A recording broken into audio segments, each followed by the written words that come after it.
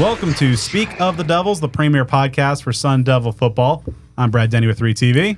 And I'm Joe Healy with DevilsDigest.com. All right, so it's a bit of a rarity, a second bye week, but that gives us a chance to kind of catch our collective breaths, even though ASU's coming off a disappointing loss, and bring in some friends, because the home stretch of the season is about here, Joe, and ASU's still in pretty good spot, even despite the disappointment in Cincinnati. Yeah, the Devils are off for the week, a much needed bye week, but we are in full swing here, of course. As you mentioned, Brad, this is a really pivotal time for this team because there have been some very good things, of course, through these first 7 games, some items to break down into, maybe question and criticize and just analyze, but a massive stretch over these last 5 games because a lot of different things are possible, and as ASU searches for bowl eligibility and a few other things. So we brought in some incredible guests of ours, some great friends to the program, to join us to break down these first 7 games of the season. I've stopped counting at this point, although I still have the official number in the spreadsheet. Hod Rabino, DevilsDigest.com publisher, 100-something at this point. Dang. I'll take it. You got the trophy last time. Yeah. And then, of course, I far less, but no less important. The man, the myth, the legend, Chilly. Lucky number 8. I've been waiting for this. Like Asian culture, like 8 is such a lucky number. So I'm hoping that this kickstarts my Speak of the Devil's career. Right? Okay. Once you get to double digits, then that's when it really gets going. It really starts rolling. Then okay, cool. Well, yeah, I think there's maybe a dozen that have gotten to double digits over 14 years. Dang. Hollowed ground. Well, hey, look, I'm trying to get there, and I'm like 2 away, so it's all good. All right, so we are going to dive into, of course, the game against Cincinnati, 24-14 loss, and kind of some takeaways from there. But the main thrust of this episode will be a kind of deep dive, comprehensive discussion. 7 games of this season. I mean, by all measures, ASU has exceeded expectations to this point, 5-2. But that doesn't mean it's been all perfect. There's a lot to dive into. We'll break it all down. Things that we liked, didn't like, and some questions, of course, going to the home stretch. We'll also be talking to a couple of ASU players that have been making their mark on the scout team. Offensive lineman Brandon Lloyd making the switch from shot put at 6'10", 370 pounds, to the trenches of the offensive line for the Sun Devils, and of course, local quarterback Navi Bruzon. Absolute legend, state champion, Navi Bruzon, a two-time Gatorade Player of the Year, and yes, Open Division champion, helped bring Liberty to prominence. All right, so yeah, some good stuff to look forward to there. All right, let's just dive into what we saw last Saturday. ASU 24. The Cincinnati 24, ASU Dang. 14. Yeah, strike it, reverse it. We didn't get some reviews. Yeah, there you go. Yeah, there we go. All right, so kind of overall just a frustrating day, and it's kind of a similar script to what we've seen so far with ASU on the road, of just a lot of self-inflicted errors. This time it wasn't so much penalties, but just as Kenny said, it's like usually they've seen kind of a template, like somewhere in the late first quarter into the second quarter, they fall apart and they fall behind multiple scores. They were able to rally against Texas State, of course, not the case against Tech and against Cincinnati. Overall, just what do you think is ASU's kind of issue at this point, just being on the road and these kind of since the same thing kind of creeps up week after week when they're away from Tempe? I just feel that it's supposed to be an environment where you're supposed to be extra focused. You got no distraction. It's you against the world. Crowd in the stands booing you, but I just feel that for some reason it's that ASU just keeps on tripping, on themselves time and time, just on turnovers, on untimely penalties, and maybe it's just a sign of just having a coaching staff that's only there for the second year. There's not a lot of been there, done that. You can also talk about the transitional nature of college football when you have a lot of transfers in, and sure, they can buy into the culture, but it's something that manifests itself more at home, or more effective, I should say, at home than it does on the road. But it's an issue that ASU tries to figure out. And I give credit for Kenny Dillingham at least trying something different, going to Cincinnati a day earlier, starting practices an hour earlier all week. At least he tried, but that's not working. And if somebody came up to me and said, I'm very pessimistic for the last 5 games of the season, just because 3 of them are on the road, I really can't argue with it. I mean, ASU is a major show me, prove me that you can play well on the road. And right now, the burden of proof is absolutely on them. I think that just like all of us, including Kenny Dillingham, are just searching for answers because this team is just an adverse 180 on the road. And it's been a big frustrating head scratcher for the Sun Devils. And this game was so weird because you take those first couple of drives and you look at what was going on for those first handful of minutes of the game. You know, ASU does what they did, march down the field, score. You get an interception. I mean, you got all the momentum in the world. And then not like anybody's going to put any sort of, blame on Scadaboo or anything like that. But, man, that fumble, one play I don't know is that early in the game is necessarily going to make or break a game, but the tide just turned just in an instant with that. We've seen a variety of ways that things can go wrong on the road. You know, Texas Tech, the doors got blown off pretty much from the very beginning. Texas State was a little bit similar, I guess you could say, to last week's game, to where ASU got off to a very good start and then things fell back. But I mean, these first halves on the road just atrocious. You know, Texas State, you can bounce back from that against a lesser opponent and a team that, like some others, and it's probably a talking point we'll go through, is not panning out to be as good as others expected. So yeah, Hod, like you mentioned, as you go on the road, you have these 3 road games that, I mean, if you were to play those games at home, you flip them out, ASU would probably be favored in 2 of them, and that really, affects your long-term prospects here for the season. Not to get onto that tangent, because that's going to be the focal point of the show. So yeah, it was just a frustrating game for sure, because it's almost like you start to expect a certain level of play on the road. Like, okay, this is going on, then all right, you can almost start in the hole like 10 points mentally in some ways. And you can throw out, the kickoff time. Who knows if that had any impact? I mean, ASU's played in those settings before. So yeah, it's a frustrating thing. Overall, it's difficult to balance the expectations as it pertains to, the last 2 seasons and the preseason, and perforating that from what, happened from the beginning of the year. Because if you look back, before the start of the season, you'd be thrilled with where you are right now, but there's some frustration because of how things started, and you show more promise than that. So yeah, this game was kind of obviously altogether it was the poorest effort of the season. The quarterback issues, that sort of thing. So you're hoping the bye week can treat them well and they can get healthy and, make a solid run to close out the season. Dang, I was actually kind of encouraged. I got to be honest. Like, look, even though there was a loss, like I was super encouraged by the way they came out. It didn't seem as slow as Texas Tech or Texas State, and going out a day early, like it's like the coaching staff is trying to figure out ways to get through the sluggish start, make sure that they can acclimate and adapt to whatever the environment is, the earlier playtime, kickoff and stuff like that. But it seemed like somewhere like middle to end of the first quarter, like things started to unravel a little bit, and I can't help but to say, like, unfortunately, like, it's got to be the quarterback situation. That's the biggest piece on the board, right? So I think that just putting a new quarterback in there, like, that doesn't work. You can do that with wide receivers or running backs, not 5 linemen at a time, but maybe 1 at a time. We went through it last year, so we kind of know how that works. But I just think that the coaching staff, I'm so encouraged by how they tried to adapt and make sure that their team was ready. They did everything they could do to prepare them for how to get out the gates. Just towards the end of that first quarter or whatever, something kind of happened and they got off track a little bit. And I think that, they'll be better prepared down the stretch. At least I hope so. I know every Sun Devil fan out there is hoping that they'll be okay. But, I didn't know how much they were going to miss Levitt until, I didn't see him start the game, and I saw how that first half went. And, they just, I like Sims. I love an athletic quarterback. They need somebody that can throw. They need somebody that can distribute. They need somebody that can deliver it. And, they got somebody just waiting to come out of the phone booth. And, I've talked about that before many times. All right. So, yeah, that's probably the next piece to talk about on this game.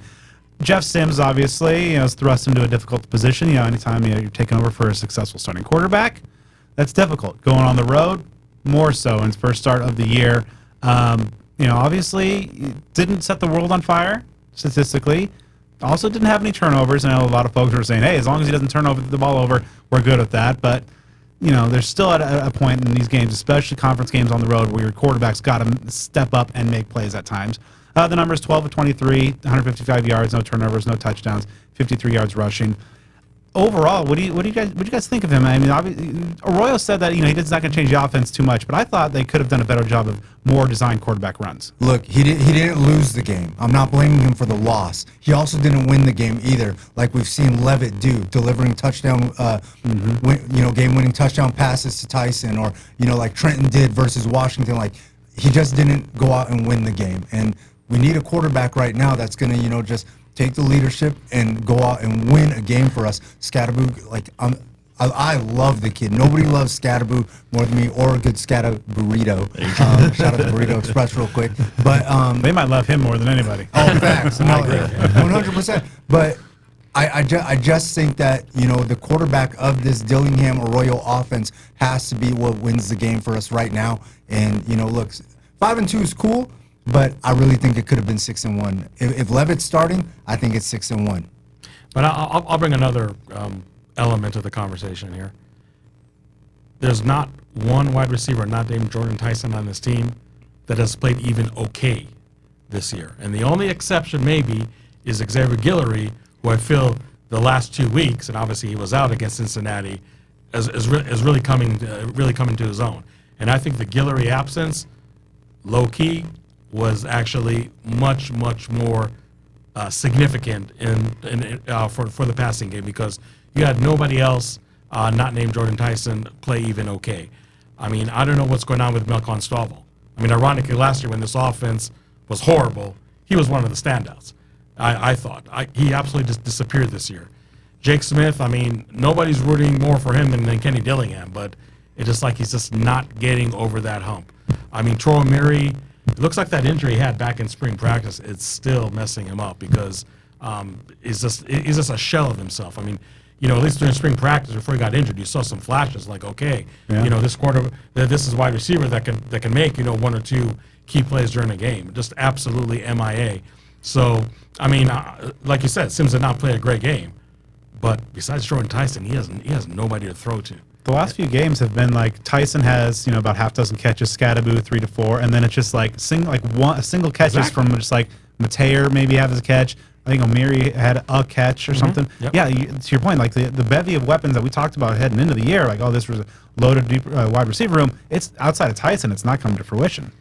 Yeah, and I think, to further emphasize what Chilly was saying, if you would have told us Sim's stat line, this is what it's going to be, without knowing the outcome of the game, you say, ASU probably won that game. If he had 0 turnovers and just some moderate numbers, you figure, okay, Scat's probably doing his thing. So, yeah, I echo what's been said, where he didn't lose it, didn't win it, isn't necessarily the scapegoat, isn't the savior, just somewhere there in the middle. And it's really, I mean, obviously I know we're talking about Sims, but man, it's crazy just looking at the fact that they held him scoreless in the second half. It's really strange, because usually, you'll see teams, and we've seen this for ASU, where you start off well, the first half, you go in the locker rooms, and then coaching proficiencies take over on the other side, and you get blown out of the gates in the second half. To see the opposite of that is really unique, to where you're starting off slow, but you're doing great in the second half, to where it's like, man, if you could have a fraction of that sort of output in the early portion of the games, I mean, you could be undefeated right now. So there are some aspects of this. It's a really interesting season, because there's so much just in a vacuum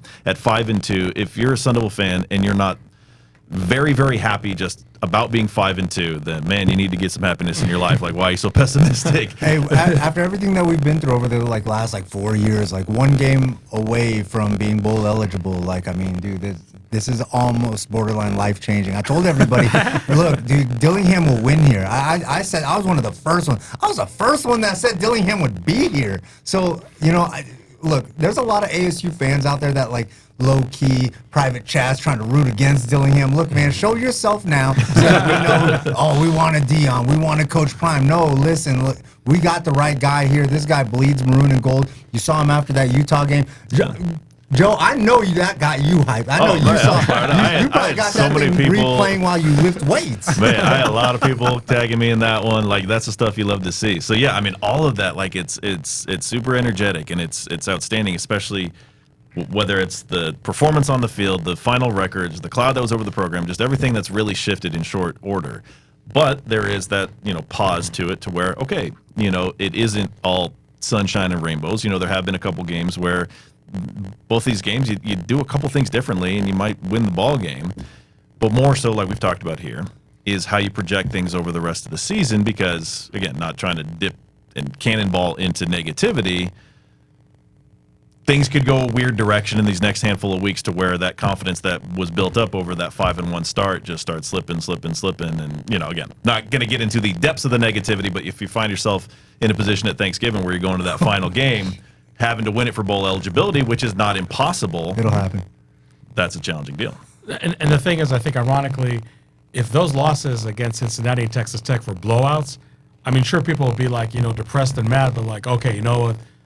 ASU was not meant to win that day. I mean, I think we all went into the season, first year, the Big 12, we talked about parity. Nobody's like, light years better than the other.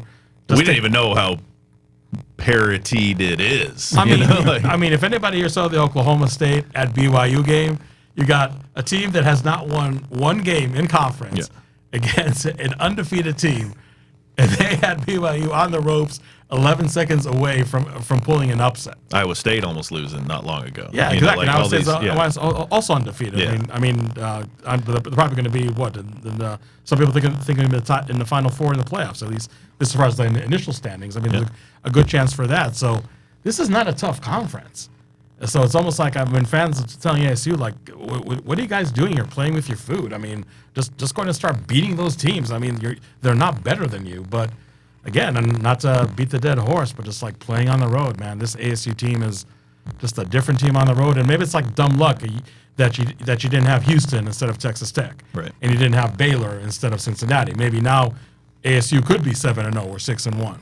And it's weird because you look at that BYU game, and that was one that, when we were picking 5 and 7 at the start of the season, I definitely had that one as a win. And so there's a lot that's shifted over these weeks of time to where it's lucky that ASU misses Iowa State, you know? Hell yeah. So it's a wild conference. But yeah, so ASU's going to be in spot. Again, I'm not trying to tangent off into the looking ahead stuff too much, but you got to get to the point where you beat a team that you shouldn't beat. And I know you can say that about Utah, but the way that Rising was there, that does put a little bit of an asterisk on it. ASU broke Utah. Yeah.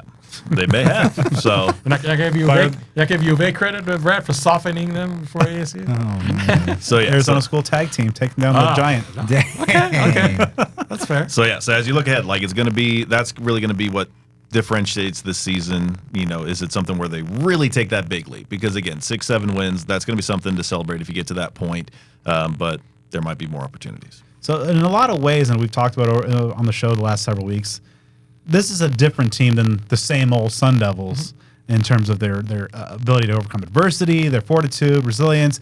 But in some ways, ultimately, like the road struggles, it is kind of the same old Sun Devils. And while they've proven us wrong in some of the key categories until that page is flipped, and as you mentioned, 3 of the final 5 on the road, that presents some difficulties. And so there's going to be some challenges in that regard. We'd be remiss if we didn't talk about two other factors here coming out of this game. All right, let's play a game of would you or wouldn't you in terms of these 4 Kenny Dillingham decisions. Okay. All right. 4th and 3 in that first quarter after, of course, Scadaboo fumbles. Game's tied, but then ASU's at their own 48, 4th and 3 in that first quarter. They call a swing pass that went for a loss of 7. Good call, or is it a good decision? And also separate to that, was it a good play call? First of all, how many 4th downs did they go under center? How many even 3rd and shorts that went on center? Few and far in between. I mean, that's bringing back, nightmares from before. And one offensive coordinator, I'm not going to name by name, that loved the swing pass. But, it's just the play calling left a lot to be desired. And I'm just wondering the fact that it was Jeff Sims and not Sam Levitt, if that just messed up the play calling even more. Because it had to have. Yeah, because I think in some regards they weren't showing confidence in Jeff Sims. And if Jeff Sims has not been shown confidence by the coaches, then how do you expect him to play with any confidence out there? So I almost feel like it was just like a really, really bad domino effect going on here. But yeah, 4th and 3, man. I mean, would you have gone for it in that situation? Yep. You have to. That's the first quarter? That's the Dillingham way. Stay aggressive offensively. Aggressive mindset. Make sure that you try to take care of business anytime that you can. Try to gain the mental advantage. Look, it didn't work out, but you know what? Down the stretch, later on in the season, next season, it's going to pay off. That's who Dillingham is, and we should have learned that last year when they were struggling, spiraling through losses, and he was still going for it on 4th down, and people thought he was crazy. Well, my big issue with that first one in particular, and we'll get to the second one in a moment, but just You have Sims, and you're not getting him. Like that was just like Exactly. like at least give him like an option to run, utilize his greatest strength. But it just could you put. I agree with that a little bit. The decision, I'm fine with overall. The play call itself. It's just kind of it's similar in nature to that Utah, that weird sequence with them going for a fourth down, and then AC gets the ball back and goes for it on the direct snap or whatever it was with Scat, where it's the decision. Don't mind the call itself. Yeah. All right, work to be done. Joe, how did you feel about the following in the second quarter? 4th and 1 out of the gun from the Cincinnati 49. I just anything in that short range. When you see someone line up in the shotgun, it's just like, what are you doing? Why are you doing this? Like why? Like if you have the fortitude to go for it, which I appreciate taking shots. You know what I mean? Like this is a team that you can kind of go for broke. You can play to an extent with nothing to lose because you want to try to get any opportunities that you can. So I don't mind that. I don't mind going for fourth down on a lot of occasions. But that is almost like you have the confidence to go for it, but you don't have the confidence to line up in a way that really feels like, all right, we're going, man for man, eye to eye. It's going to be whoever gets across the line or doesn't, So that's it. Just always like fourth down, short yardage situations, shotgun to me, unless you've proven it before, it's always going to be frustrating. So again, the play call, I don't get. Joe's not wrong, but I think in that moment, it's create some room for Sims to operate because there's always a chance of a fumble if there's a scrum and you lose the ball completely. And who knows, fumble bounces the wrong way, somebody scoops score, like you just never know. So I think the idea was give him some room to operate and try to use those legs if he can, if he sees the opportunity to do so. I'd be more like forgiving if it was like the play calls were flipped almost. Like if you get out of the gun on 4th and 3 with that, but then like just under center or something, just like for 4th and 1 is to me is like way different than 4th and anything else. I agree. Even 2, like just the small difference there, and obviously having one of the best backs in the country, someone that has just made a living this year on getting the tough yards and getting the extra yards and getting the yards when they're necessary, the most. You just put that combination together and you figure it's like, I'm not a football genius. I'm not an offensive coordinator or coach or anybody who has any brain power like that, but it just seems to make simple sense. And I know that makes sense in a simple way to the defense, of course, but when you have that sort of weapon, again, to combine everything as far as the play call and the formation and the players that are used, just makes sense. Give it a shot. And they did have some success with 21 personnel when they did to 2 running backs. I mean, Kyson Brown. Well, I think everybody's been waiting for it to kind of break out or something. Actually did have some nice runs. So another thing to do, Brad, is like, okay, if you want to go shotgun on 4th and 1, fine, but have a running back on each side. Show some creativity because again, some of your most successful plays that afternoon were with the 2 running back alignment. So that's really just another missed opportunity. But it just goes back to like, okay, was Jeff Sims and not Sam Levitt at quarterback, and did that just like mess up the whole play calling thinking? I think there's something to be said for that. One of my favorite, I believe, fourth down calls that I've seen. This was a while ago. This was 2006 at Washington. They had split backs with Zach Miller. They had Terrain and Keegan Herring and Zach Miller as an H-back. Faked a handoff to Terrain, pitched it to Keegan Herring, and he's just gone for a touchdown. Like that was your dirt cutter play calling there. I mean, those are the kind of things that you can. It's creative, but it's not this next level football PhD stuff. It's like try that. I get that Keegan Herring can outrun probably to this day just about anybody in any stadium. Doubt. But again, these kind of things that you see happen in the long ago past, hoping that they can become resurrected. Decision number 3, 4th quarter, 4th and 2. Kenny Dillingham decides to trot out Ian Hershey for the first of 2 missed field goals, and that one obviously was missed badly wide left. I mean, at that point, it's just like, what do you think's the higher percentage? Your offense, which is in the second half, it started getting a little bit more consistency and momentum, picking up 2 yards because you're still trailing 2 scores, or kicking a 48-yarder from a kicker who's not shown that he can do that in a game situation to this point. I don't really go against Dillingham's offensive play call too often. I would have gone for it just based on what he was already doing in that game. That's honestly a question. Like when I go out to practice, I might point blank ask him why he didn't just stay with that aggressive mindset on offense, which is like his trait. Remember last year he was getting vilified for like going for it on fourth down. Why would you do that? I can't believe you throw the game away like that. No, I knew you were going to bring that up, and I was like, oh my God. Because that's the biggest, probably for me, like the head scratch. Okay, going for either of those first 2 fourth downs, sure. Okay, there's an argument that can be made.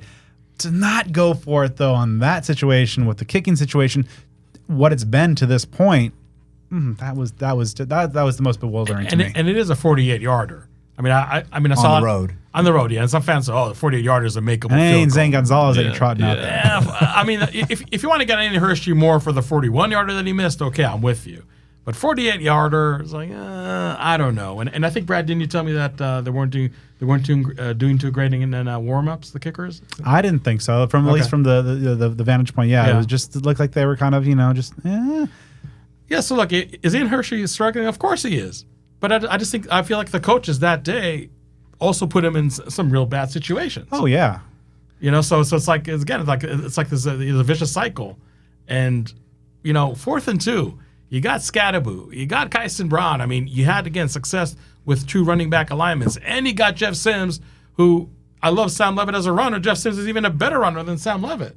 So why attempt a 48-yarder when it's only 4th and 2?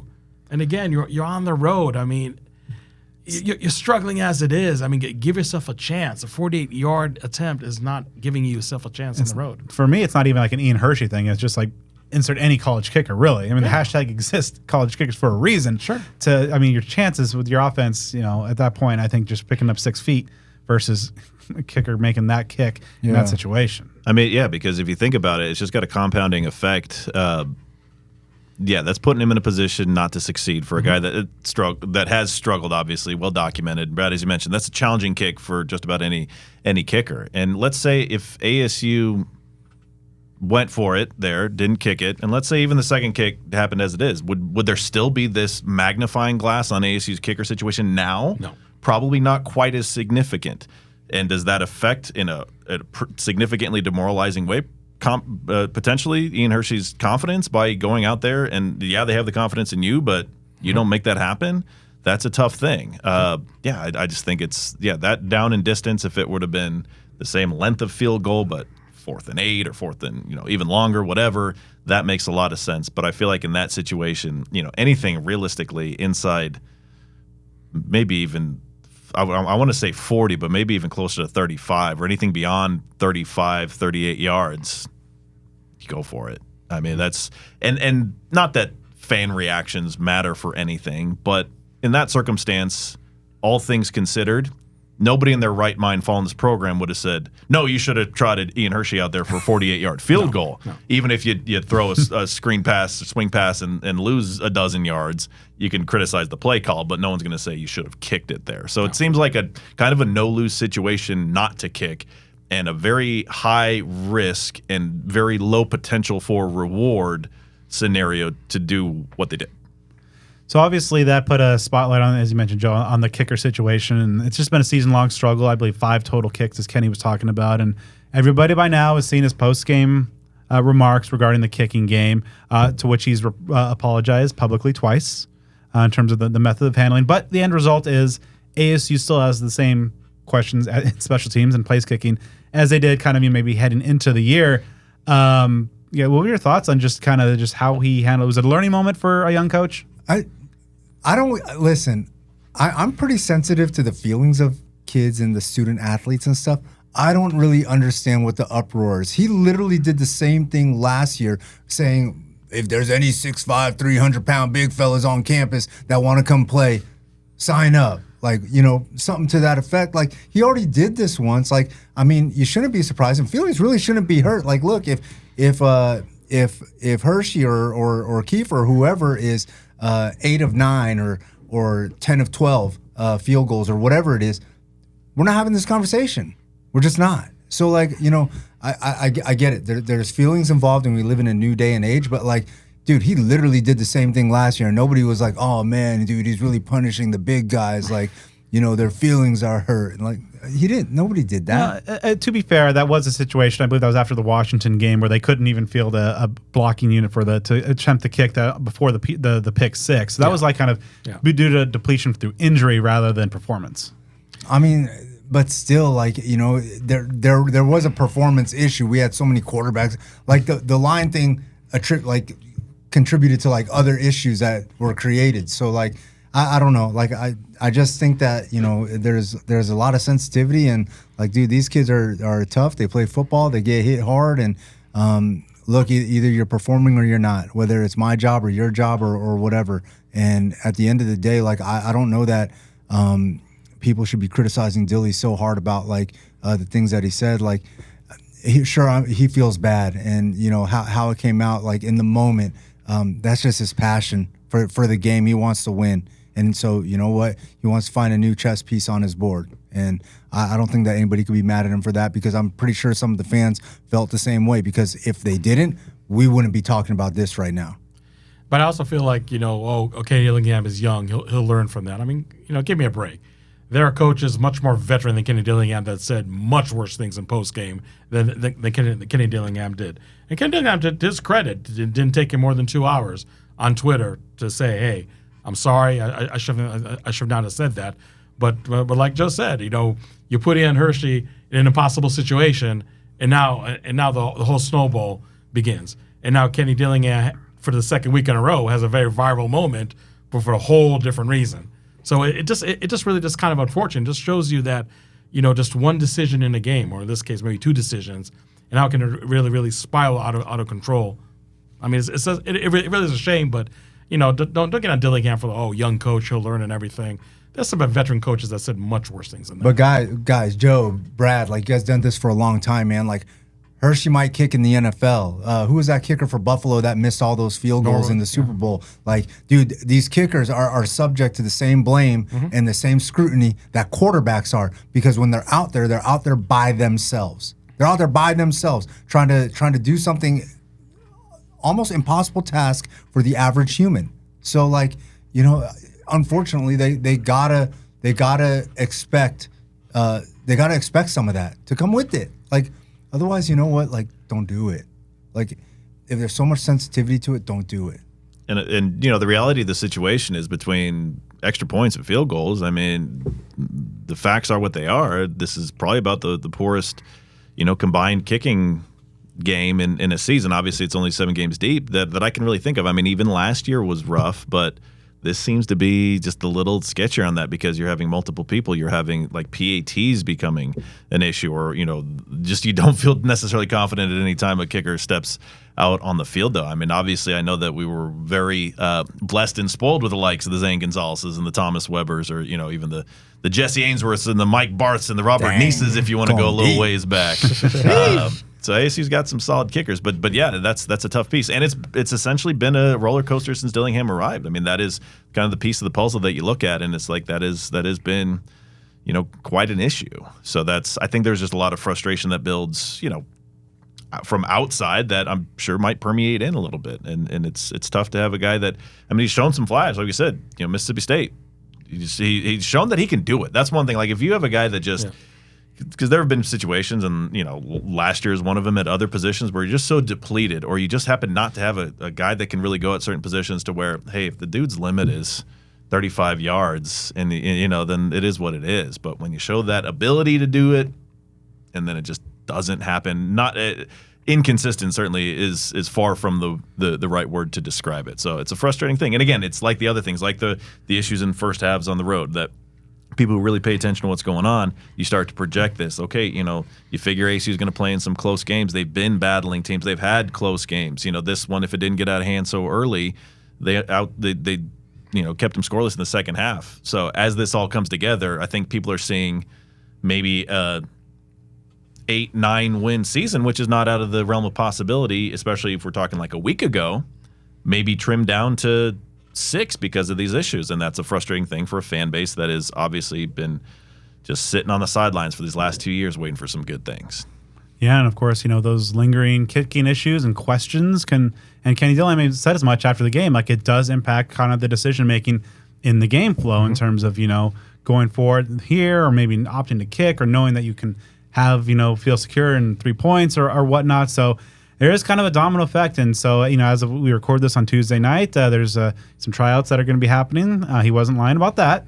Kenny is going to be holding those sometime on Wednesday. He also said that he thinks that maybe Carson Kiefer should get some more opportunities, and that, of course, he's going to, still work with Ian Hershey. So we'll see. Still a big, significant question mark, especially in a conference, as we talked about, that pretty much every game is like a coin toss. It's going to be close. And special teams has got to come through. And for the Devils, it didn't last Saturday, but there's still 5 games to go. We'll see if they can pull it together. And before we dive into a couple of interviews, before we dive into our main event of breaking down the season to date, I want to talk to you about our friends at homefieldapparel.com. Make sure you use offer code SUN24 for 15% off your first purchase. Of course, they have an amazing ASU collection: hats, coaches, jackets, shirts, fleece. Guys, it's getting a little chillier. We're still getting teased, man. It was in the 90s today. Last week it was beautiful. Yeah. But so we are pushing 100 this weekend, but it looks like the 70s might be in the forecast next week. That's hoodie weather in Arizona. I mean, you got the flight club hoodie there. So you know the deal. Yeah, but so if you're not already sporting your Flight Club merch, make sure you head to homefieldapparel.com. They also have the new Campus Classic pullovers. They don't have ASU as of yet, but we'll see in the future. But nearly 40 really awesome premium vintage collegiate items for ASU. Again, offer code SUN24 at checkout for 15% off.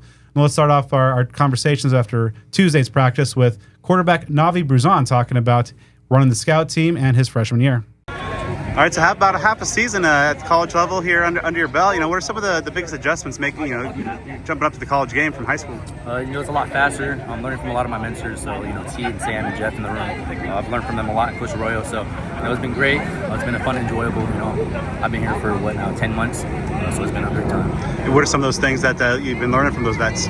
Just how to operate this offense. It's a really quarterback operated offense. So learning all the checks and everything. Just getting to understand defenses more. Every day is the learning curve. So just attacking every day and trying to learn as much as I can. Where have you seen kind of the biggest growth in your game? From the first time set foot on campus to where you are right now. I just feel a lot more confident. Coming in, you think you know everything, and then you get hit spring ball day one, and they have all these packages where you don't know where pressures are coming from. So just trying to learn everything. Just being a sponge and soaking all the information in, and taking this year's growth here. What's kind of been your impression now that you mentioned 10 months here of just kind of the program culture now that especially guys are adding some wins to that culture mix as well? Yes, sir. This whole offseason we've been working really hard. I wasn't here the year before, but a lot of people talk about how difficult it was, putting all the work in and not paying off. So, this year working even harder, like Coach said, this is the hardest he's ever pushed the team. So having that amount of work and then it all paying off now, 5-2 is not too shabby for where we are right now. Obviously, we'd like to be undefeated, but we're working as hard as we can. So it's been a great, just work journey. Where do you think the kind of collective team mindset is now? Having a second bye week to kind of collect yourselves, get everybody healthy, and just overall, having a pretty successful first 7 games. Yeah, just not losing the chip. Obviously we were ranked dead last in this conference, so always attacking every day. Like, we're the underdogs. So just keeping that mindset. I try to keep that mindset every day. I'm an undersized quarterback. Did all I could in high school, but so I had the PWO. So just attacking every day with the chip. I think this team has a great, ability to do that, and we've been doing that the whole year. Leading, playing on the scout team, getting those guys ready. How do you approach that role and that job? Obviously, it's difficult, but I'm growing relationships with all the other freshmen and all the other people on scout, and then just trying to give the defense the best look. All those are vets, so trying to understand defenses more, all their pressures and everything. So it's been great. I've learned a lot, and then in the quarterback room, just keep learning. So this year is just trying to learn as much as I can. Be a sponge and soak everything in. One of your signatures seems to be the ability to scramble and go, almost sideline to sideline and ultimately find a guy open. Has that always been a part of your game? What is it when you're going through your mind in a situation like that where you're just going all over the place trying to make a play? Yeah, it's just, I don't know. I've always been a playmaker like that. Obviously, I'm undersized, so I have to be able to maneuver and do all this and that. So it's been a great asset to my game. Obviously, you don't try to base your game around scrambling and making plays. I'm trying to live in the pocket and live in how our progressions are. But if there's a chance to make a play and I need to make a play, I know I'll have the capability to do so. For the rest of the season, heading into the final 5 games and a probable bowl game, what are some of the things you want to make sure you accomplish to cap out your freshman year? Just keeping a growth mindset and wanting to get better every single day. Obviously, that's hard. Just, as a person in general, Coach Dillingham always talks about how it's normal to be average. So what are you going to do extra to separate yourself from the other pack? So, just trying to keep that mindset and just keep growing as a person and as a player. All right, so quite an interesting journey going from shot put to the football field. How did that all go down? I was just walking around one day, and Coach Dillingham and Coach DJ Foster, they saw me in a cart, and they were like, "Oh, you so big, like why you not trying for the football team?" But I just never played football, so I didn't really know no motivation to do it.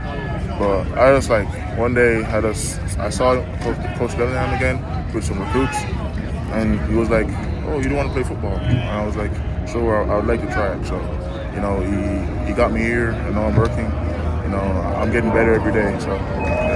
Well, originally from Jamaica, what was the path that kind of led you from there to Arizona State? It was track, throwing. Because back home it's kind of hard, get out the country, to get exposure to coaches and American resources. So it was just mostly throwing, doing good, getting good grades and stuff like that. But yeah, it was track. So you've been with the Sun Devil track team for a few years. What has that experience been for you? Good, good people. Definitely there's people here that will work with you. You'll become great. You'll surely improve in all your areas. So yeah, it's been good. So now that you've had about half a season of college football, what have been some of the biggest adjustments? Going from throwing the shot put to trying to hold back edge defenders.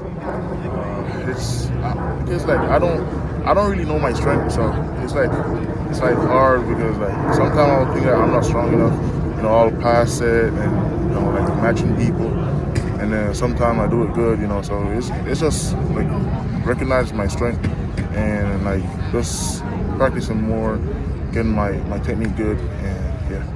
So obviously, football is a pretty grueling sport. What's been the thing that's made you stick with it? Not just give it a try, but now that you're here through week 8 and through the rest of the season. It's rough, man. I'm a person I don't like giving up so easy. I want to work towards something, no matter how hard it is. Because as I said, back home you don't get a lot of opportunities, and here I'm get to do track, you get to play football. Take advantage of it. You know what I'm saying?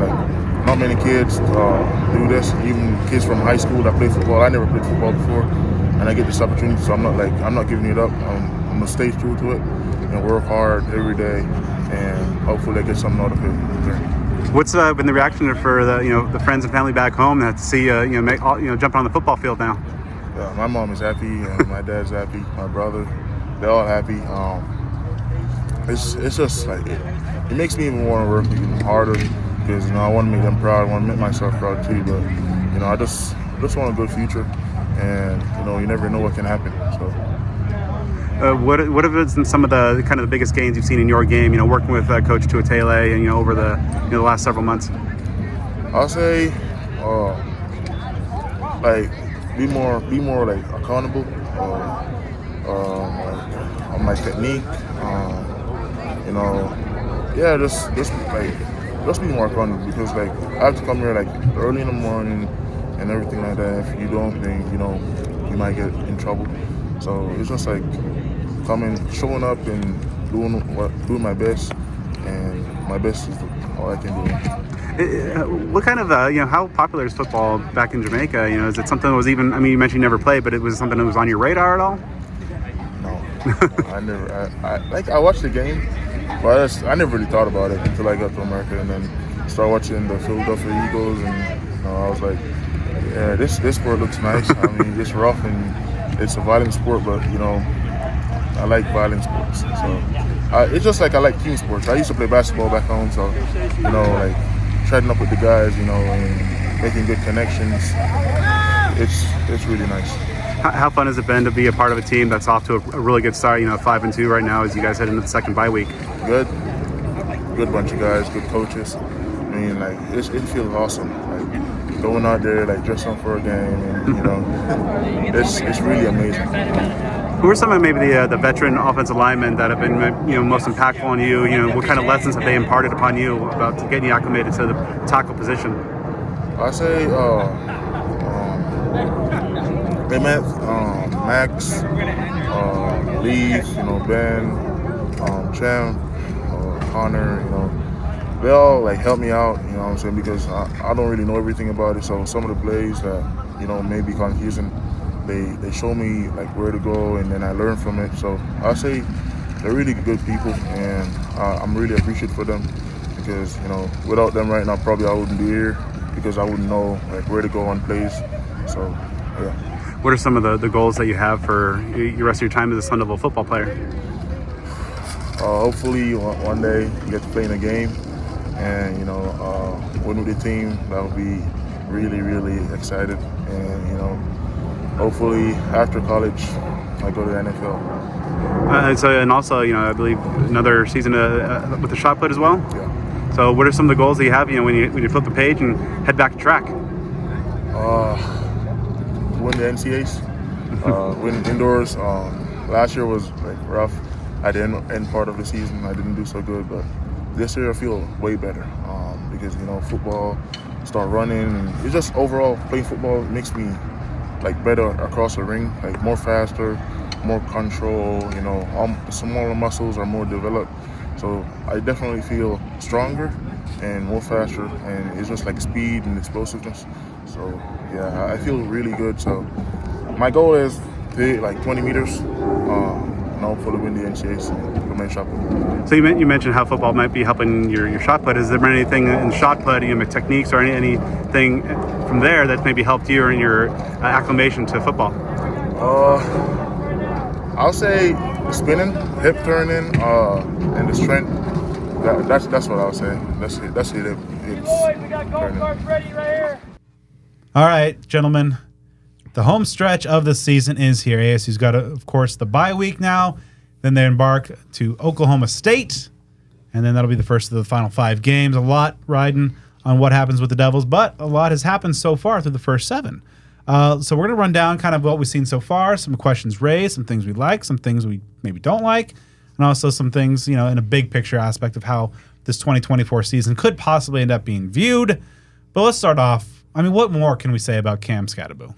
Honestly, like at this point, Joe, like we're like every week, it's like we're running out of some sort of adjectives. Mr. Heisman. He damn near killed a Bearcat, scoring a touchdown. Yeah. What can he like? Just general, like what can we say that hasn't been said 10 times already? And thankfully, he's doing more by doing less. Than last year. The punting and the throwing and all the things that he had to do. He likes that though. I get it. Well, he also wants to play on the hockey team, the baseball team. Like he's just a dude. So Joe, he's one of us. Like he's one of me and you. Like he's one of us. He's a dude. He's a dude. So yeah, but sometimes you got to rein it in. You know what I mean? I get it. So the way that I thought about it, especially like after the Utah game, is I really haven't seen like a carry the team on the back element at ASU since that he is doing since Jake Plummer. And I know that that's like high praise. And there were things that Taylor Kelly and Mike Bercovici and Andrew Walter and DJ Foster or Eno Benjamin and these guys did. But as far as just having someone that you can say, this needs to happen in the highest stake moment, and it seems like the probability of him succeeding is very, very high. Just has this different it factor about him.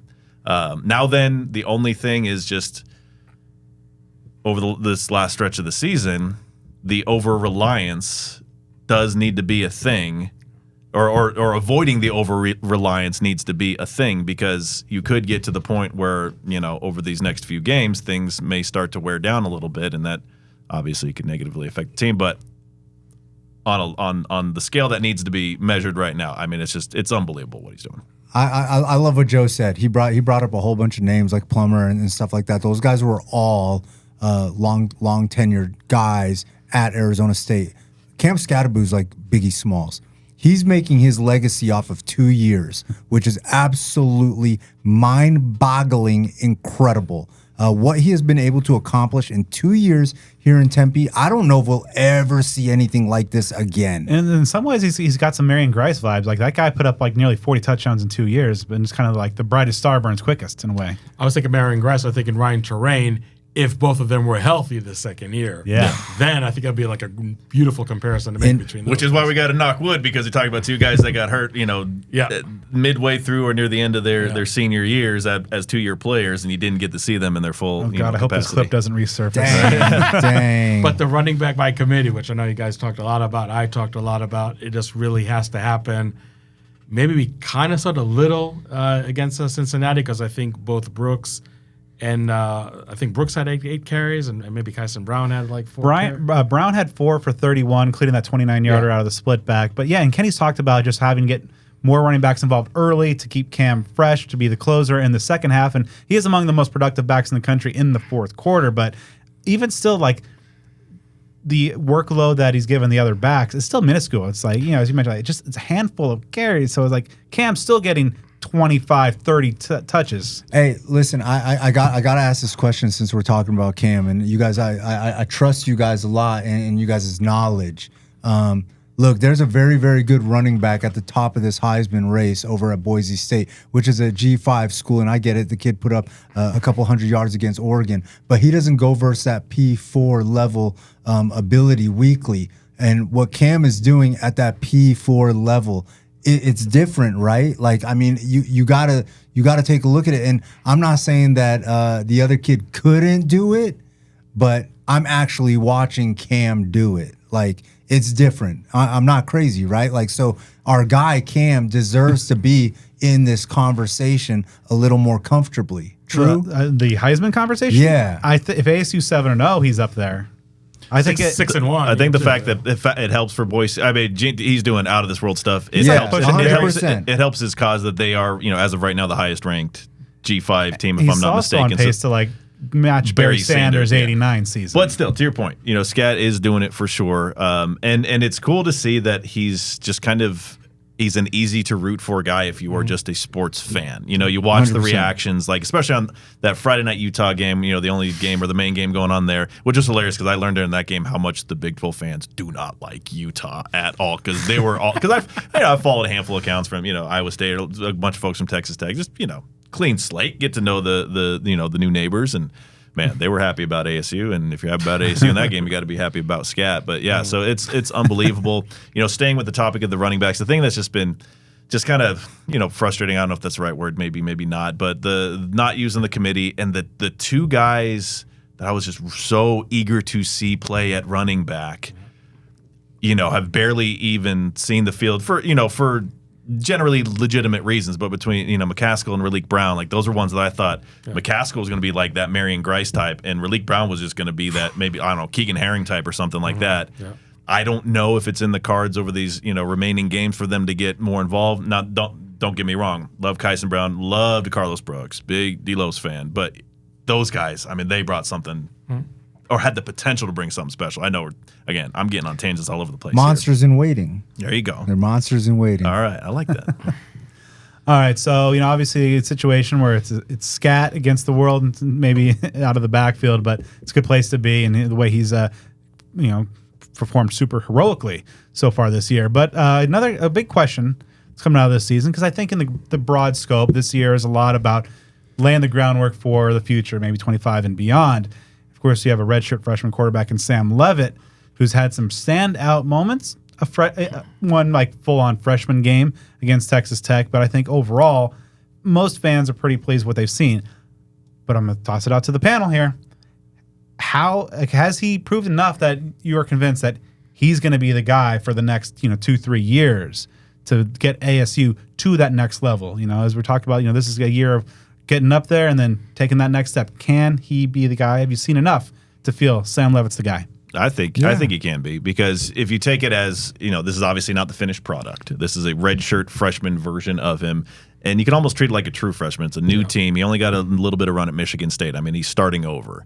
And to show the things that he's shown, especially when it comes to, poise and moxie and these adjectives that we often use about quarterbacks, to be able to do that at a young age, a lot of the other things will come. I know we talked about some of the deep passing and things like that, and that is a two-way street.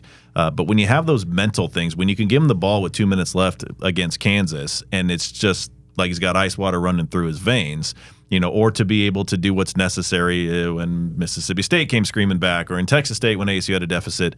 Just those sort of things, and that resolve that ASU has had, which, the grittiness, the resolve, these words that we've used time and time again.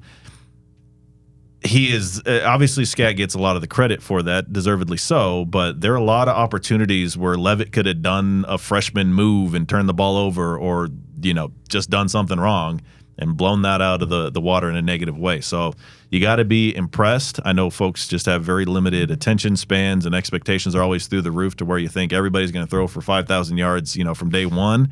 But if you see this and look at this as like chapter one of a multi-chapter book that he could write at ASU, of course, I think it's something, and it would be wonderful for ASU.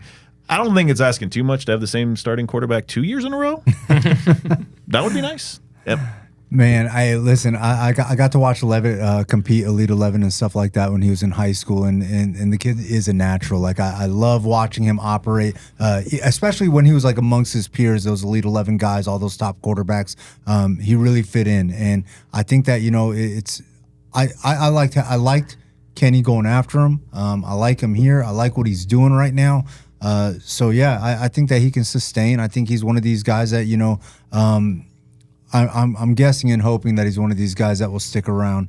I think that there's going to be people that want to come after him because he's really showed what he's capable of doing. Yeah, I agree with you guys. I think he's definitely the quarterback for the future. I would like to see ASU bring somebody out of the portal that can give him more of a competition than Jeff Sims has, because I think it's only going to make him better. It may be going to have more of a security blanket that if Levitt has to miss a game for one reason or another, that now, unlike the game against Cincinnati, you're not handcuffed with your play calling. You have more confidence in that transfer quarterback, whomever it may be, versus a guy like Jeff Sims. But going back to my earlier point, I think that Sam Levitt succeeding despite a wide receiver group that has not done him a lot of favors at all, I think to me is even more impressive, because if you're a redshirt freshman quarterback, you want to have really good wide receivers just to go ahead and just get this operation really being well oiled and smooth, having good tight ends to throw to. And Levitt is succeeding despite not having all those elements in place. So that to me is another reason why I think it's even more impressive, to see him. But, to have a coach like Kenny Dillingham and an offensive coordinator like Marcus Arroyo, I mean, he definitely has great coaching in place, and I really think the sky's the limit for Levitt. What really impresses me the most, perhaps, is just like the pocket feel he has. Mm-hmm. That just that top tier quarterback has, where they just like, it's not in their scope of vision, but they just know somebody's there and they step up or they make the right move to extend a play. And it's not to bash on say Manny Wilkins or Jaden Daniels, but like during their times here, often kind of one read and run if it wasn't there. But he's able to has that maturity to just like keep the play alive and look downfield. And so many times we've seen him use that extra time to find the guy downfield. And the times that he does take off and run, most of the time the sticks are being moved. So just like the beyond your years might be a cliche, but it's really paying off so far. And certainly there's a lot of areas for growth, as there should be as with the redshirt freshman. But I really think that he has kind of answered that question. And I think with the relationship that he has with Dillingham and Arroyo, that that should make ASU fans feel that there might finally be some continuity here at that position. And talking about the other end of the receiving targets, Jordan Tyson's been pretty good. Perhaps not setting the world on fire like we saw or maybe hope for in spring and fall camp, but still pretty good. Outside of that, a whole lot of question marks and inconsistency. Jordan's leading the group. I think that's kind of what we all expected, right? And I think it's just and I know everybody's going to take this personally, but I think like we're just looking for the Robin, right? Like Batman has fully stepped up and is doing his part. We're just looking for the other guy. Like, where's the other guy that's supposed to have around like 350 yards receiving, handful of touchdowns and things like that. As Ralph likes to talk about, it's about 8 catches per game out of the wide receiver position, and most of those, half dozen-ish have been going to Tyson. So that leads, some crumbs for Robin. So they got to – I think there's a lot of room for growth there. Well, I mean, I think that's going to happen as, the quarterback grows. Look, we have a new offensive coordinator, right? And I'm pretty sure anybody would take this situation this year with Dillingham, Arroyo, and Levitt versus the situation last year where it was Dillingham, Bo, and quarterback by committee. So it was a big committee, right? Like, so I mean, I think you got to start a quarterback, I believe, at one point, right? I think Chilly started against Oregon. I was about to run and go put on the jersey. I think for me, it's just odd because there are a couple names, especially that here in the professionals in the building, which does not include me, and all in spring camp, fall camp, practices, things like that. Guys like Melquan Stovall, guys like Malik McLean. I mean, I know that he came in and it was a really small sample, but I mean, he was setting the world on fire at Camp T and those sort of things. And for him, I mean, obviously, it's a very intelligent decision for him to redshirt, but to even be in that position, is pretty odd. And Stovall, rave reviews, and he's someone that's been playing college. He's one of these like long-time college football players. So that's been a little, concerning as well. Jake Smith is someone that just had all the hopes in the world. And the first game looked good. Like, he looked quick. He looked like he was doing well with the ball. So, there's everybody that's got a little something to them that's like, all right, I thought this guy would be doing that. Thought this guy would be doing that. You talk about Troy O'Meara. He's someone that showed a lot of promise last year, and especially as a red zone target, and injury issues there. So it's like, yeah, like everybody's got a little something of like, what's going on with this particular one? So I'm still thinking that if Xavier Guillory, if this injury doesn't hold him back, because again, I thought the last couple of weeks before Cincinnati, he did play well.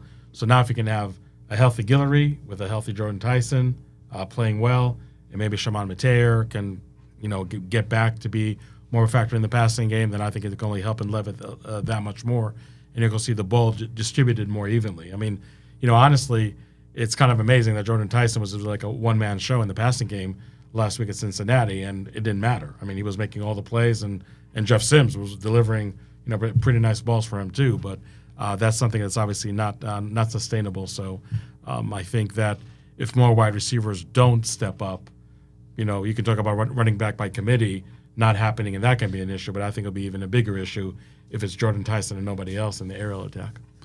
Moving over to defense, the DBs I think have been overall pretty good, really pretty good to really good in the situations. Linebackers have been pretty good as well.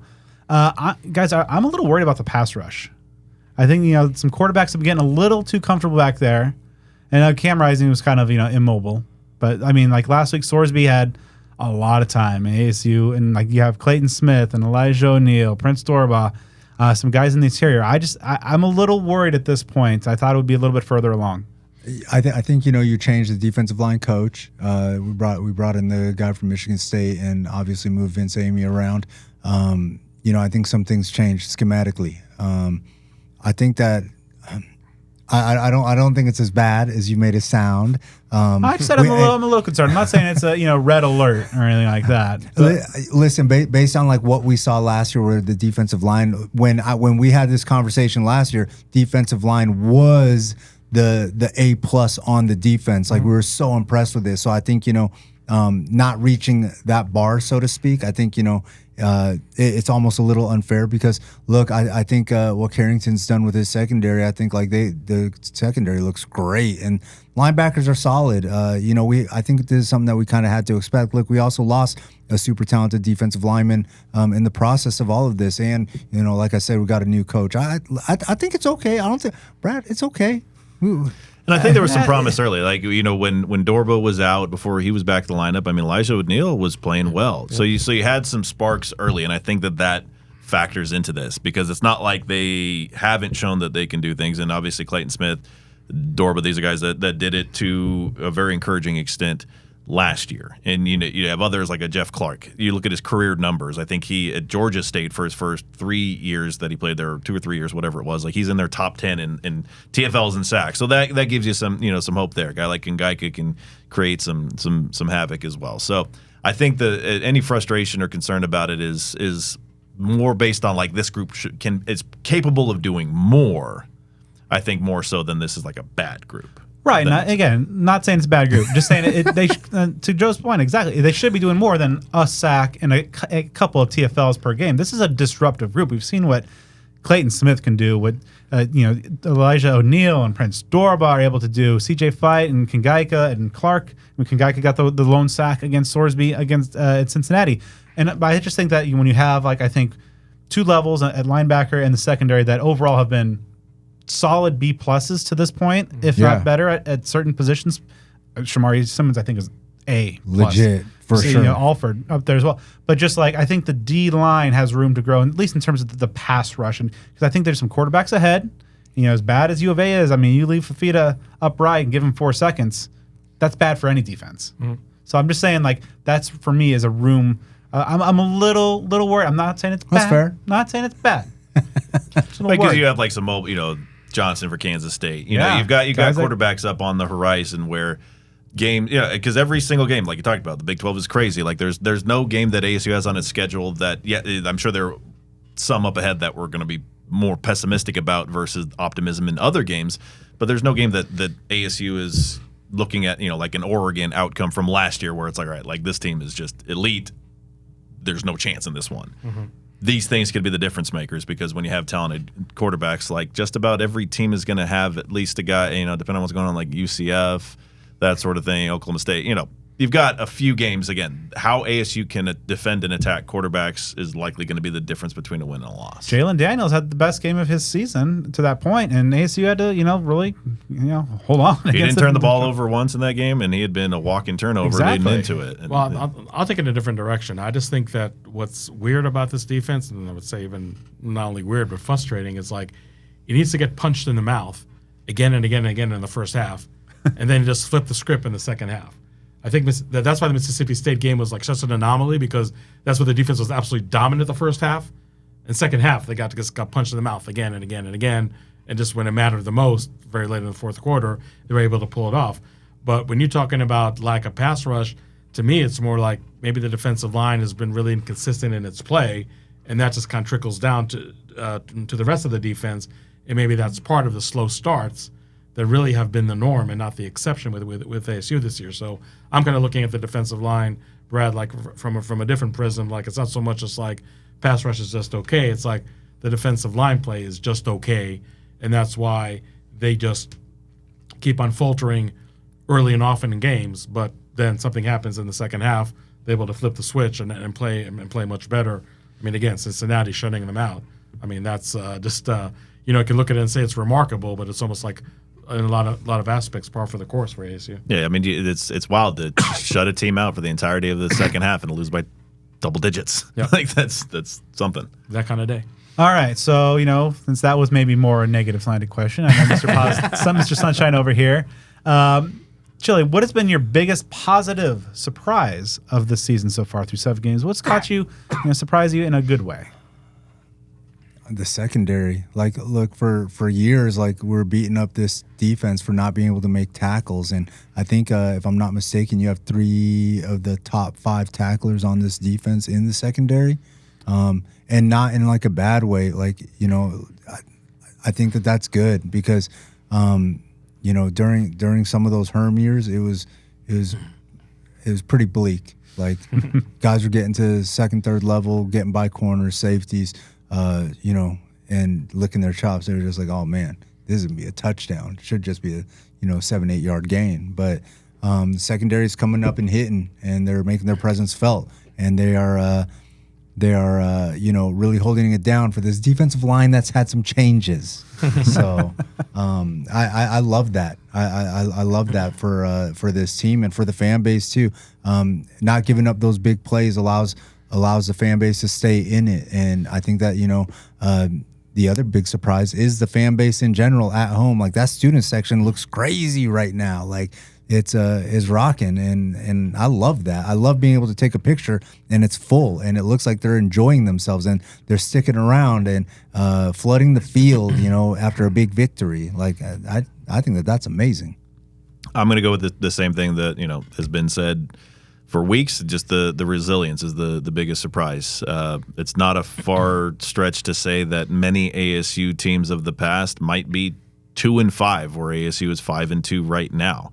Now then, I think to a degree it is playing with fire, and that's something that is creating that concern, because there are some games where, like a Texas State game, probably shouldn't have been in that position to begin with, and maybe Kansas and certainly Mississippi State. So again, it's great to win those games, and I'm not going to knock that you do win in those circumstances. But yeah, we've seen just far too many scenarios over the years where it's a great start and then things fall apart, or you compete with a highly ranked team and then fall just short. So to be able to do that is something that is again a very, very big deal, and gives you the confidence that they can at a minimum get to that checkpoint they need to get to this year, to where you're saying, okay, that was definitely a solid season. Things are moving in the right direction. Yeah, just to build on what Joe said, I just feel like the way Kenny Dillingham was able to turn this program maybe faster than people thought he would, and everything Joe mentioned, that's just really establishing the culture and really buying into the culture.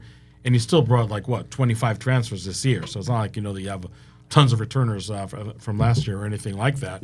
So I just think that just Kenny Dillingham and his staff being able to really have the team manifest what their vision is, what their approach is, just in his second year of coaching. I think that's really, really impressive. And it goes back to something I said many times before. I'm not saying you have to be an alumnus head coach, but when you are an alumnus head coach, it does hits differently. And you can get that viral moment that you got in the post game against Utah. And you really can get that excitement, And sure, I mean, you can say sometimes Kenny Dillingham shows his age and everything. Okay, I get that. But you finally have a fan base that's excited. And if you want to be honest about it, even in 2023, I mean, there are some instances where this fan base is probably more excited than it should have been for a 3-win team. So that you have to give credit to Kenny Dillingham just really almost on the dime changing this program, which is in a very, very dark place. Kenny shows his age and you get excited about it. Herm shows his age and talks about jerseys are too small, and I mean, you realize how out of touch he was. So that Kenny shows his age and stuff like that, that Coach Dillingham shows his age. I think that's amazing, because he's what this program has genuinely needed since CTG. And if you look at it, you look at Dillingham's tweet apologizing for the comments about the kicker. You look at the comments, because I kind of make a point to look into that, and it's all 100% support. It's no, we got your back. Hey, I get it. That kind of thing. It's not here's this young guy spouting off at it. Kind of like what Chilly was saying. Him showing his age is way more of a good thing than it ever is a bad thing. ASU does have a unique thing about going polar opposites when they make coach. You go Dennis Erickson to Todd Graham. That dude that works at ESPN.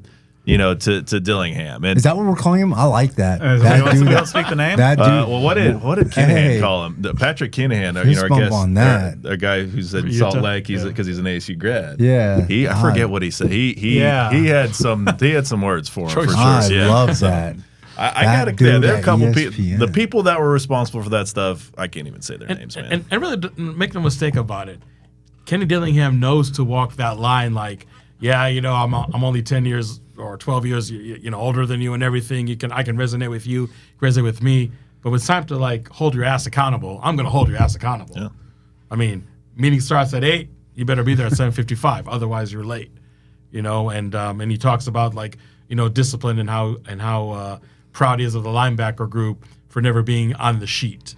If you're late for class or late for some kind of assignment, late for treatment or something, and you don't expect a young coach to be all about the accountability. I want to be the player's buddy and I'm going to hype him up every day. But Kenny Dillingham is really all about the accountability.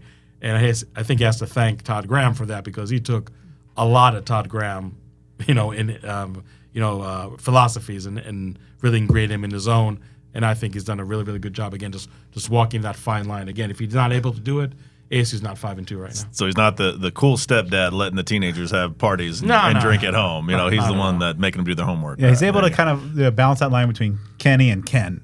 Just being a little, when he needs to be that hard ass, as you mentioned. And my biggest positive concern is kind of the combination of those two. And I think that the culture, the resilience, all that's come into a head in terms of ASU's ahead of schedule. That's the phrase I keep coming back 100%. To. In terms of I thought almost.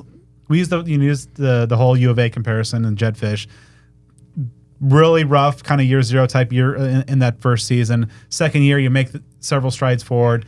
Third year, you contend. And they were 5-7 after beating ASU. Yeah, in that second year, which was still a solid step up. So that again, And I've subscribed to that as much as folks may not want to. Like that especially last year when he was still there, 100%. that seemed like a perfect, like if ASU can do anything like this, I'd never want to, copy or mimic those folks in any capacity, but this one we can go like 99% copying. And ASU is theoretically ahead of schedule. Things don't happen until they happen, and until they get that 6th win. It hadn't happened yet, but yeah, I mean, that's just to echo that. Yeah, that's why I hope that the fan base can understand that, because I get that it's very easy for senses of entitlement to be developed. And I get that it's very easy to have a significant shift in your mindset and expectations when, you're 3 wins, dead last in a 16-team conference. But then you go 3-0, then you go, 5-1, and how does that shift? It's a difficult thing, and that may be a talking point up ahead of like, okay, do you still stay by the standards of we're playing with house money because this is a back-to-back 3-win team, pick last in the conference? Or is it, okay, that's just a time in the past that preseason prediction was a bunch of BS. This is a better team, so we should, it's a very interesting season in that regard as far as expectations and where they should be. Yeah, so that's actually an upcoming talking point. But yeah, I just like kind of my schedule. Like heading into the year, I thought, okay, I think we both had 5 and 7, so it was like kind of the.